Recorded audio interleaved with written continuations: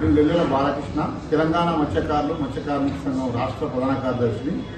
గత 10 సంవత్సరాల నుంచి దేశాన్ని పరిపాలిస్తున్నటువంటి కేంద్ర ప్రభుత్వం మత్స్యకారులకు దేశవ్యాప్తంగా వచ్చేటువంటి జీవిత భద్రత, ఉపాధి భద్రత, వృత్తి రక్షణ ఇట్లాంటి వాటిలో అన్నిట్లలో వైదొలిగినటువంటి పరిస్థితి.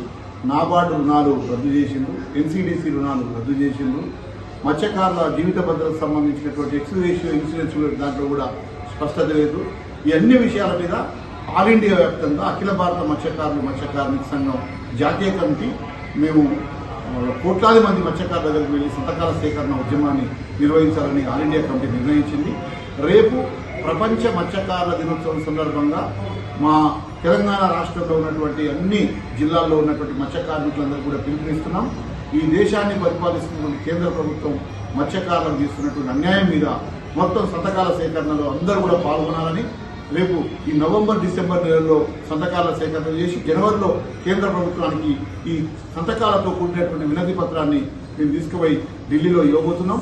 కాబట్టి ప్రపంచ మత్స్యకారుల దినోత్సవం సందర్భంగా తెలంగాణలో ఉన్నటువంటి మత్స్యకారుల సోదరులందరికీ శుభాకాంక్షలు తెలియజేస్తూ అందరూ కూడా సంతకాల సేకరణ ఉద్యమంలో పాల్గొనాలని ప్రతి ఒక్కరిని మేమందరినీ కూడా కోరుతున్నాం.